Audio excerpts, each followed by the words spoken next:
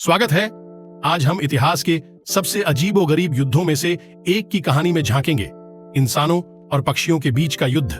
जी हां, आपने सही सुना, यह है महान एमू युद्ध। 1932 में ऑस्ट्रेलिया ने उड़ान नहीं भरने वाले पक्षियों की एक विशाल आबादी एमू के खिलाफ युद्ध की घोषणा की और सभी के आश्चर्य के लिए एमू इस युद्ध में जीत गए। कैसे इन पक्षियों ने सेना को मात दी? आइए इस अद्भुत और मजेदार संघर्ष की कहानी में गोता लगाते हैं, जहां इंसान और एमू आमने सामने थे। 1930 के शुरुआती साल ऑस्ट्रेलिया के लिए कठिन थे। महान मंदी अपने चरम पर थी और पश्चिमी ऑस्ट्रेलिया के किसान संघर्ष कर रहे थे। वे अपने परिवारों और राष्ट्र को सहारा देने के लिए गेहूं उगाने के लिए कड़ी मेहनत कर रहे थे। लेकिन ठीक जब वे कुछ आशा देखने लगे, एक अनपेक्षित आक्रमणकारी आ गया, ईमू।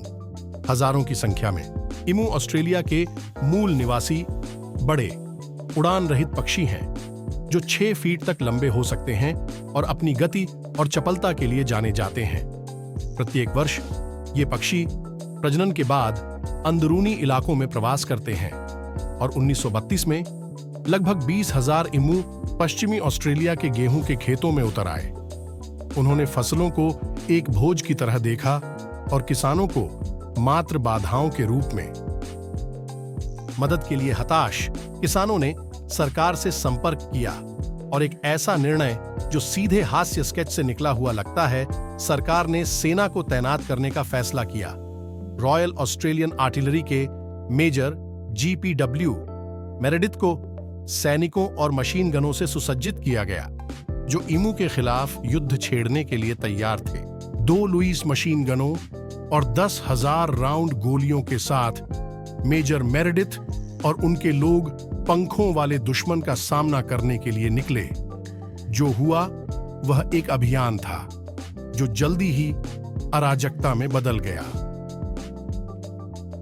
युद्ध 2 नवंबर 1932 को शुरू हुआ। सैनिकों ने कैंपियन के पास लगभग 50 ईमू के एक समूह को देखा। उन्होंने अपनी गनें तैनात की और गोलियां चलाना शुरू कर दिया। लेकिन ईमू की दूसरी योजनाएं थीं।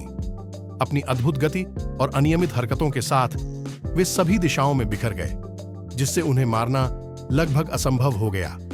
सैनिक केवल कुछ ही पक्षियों को मारने में सफल हुए, जबकि बाकी बचकर निकल गए। यह पैटर्न कई दिनों तक जारी रहा। ईमू यह निकला न केवल तेज थे बल्कि स्मार्ट भी थे। वे अक्सर छोटे समूहों में बंट जाते, जिससे सैनिकों के लिए उन्हें प्रभावी ढंग से निशाना बनाना और भी कठिन हो गया।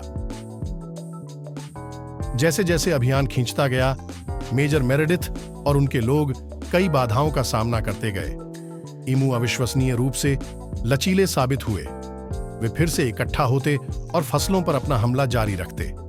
यहां तक कि जब सैनिकों को सही निशाना मिलता तो ईमू के मोटे पंख और सख्त त्वचा अक्सर उन्हें बचा लेते।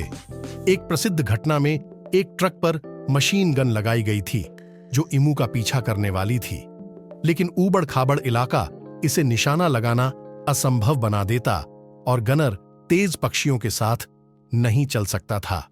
अभियान एक मजाक बन गया। लगभग 1 महीने तक ईमू को मात देने की कोशिश के बाद अंततः सेना ने हार मान ली। सैनिकों ने लगभग 2,500 राउंड गोलियां चलाईं और केवल 1,000 ईमू को ही मार सके। बाकी ने दिन जीत लिया और खेत अभी भी खतरे में थे। अंत में सरकार ने सैन्य दृष्टिकोण को छोड़ने और इसके बजाय किसानों को अपनी फसलों की रक्षा बाड़ों से करने के लिए प्रोत्साहित करने का फैसला किया। ग्रेट ईमू वॉर, जैसा कि यह ख्यात हो गया था, आधिकारिक तौर पर समाप्त हो गया था और ईमू विजयी हुए थे। ग्रेट ईमू वॉर ऑस्ट्रेलिया के इतिहास की सबसे असामान्य घटनाओं में से एक बनी हुई है। यह एक ऐसी कहानी है कि कैसे सबसे अच्छी योजनाएं भी प्रकृति की अप्रत्याशितता के सामने विफल हो सकती हैं।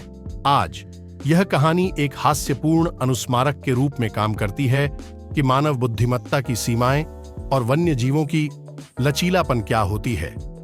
घटना की विषमता के बावजूद यह वन्य जीव प्रबंधन और पारिस्थितिकी प्रणालियों पर मानव गतिविधियों के प्रभाव के बारे में गंभीर मुद्दों को उजागर करती है।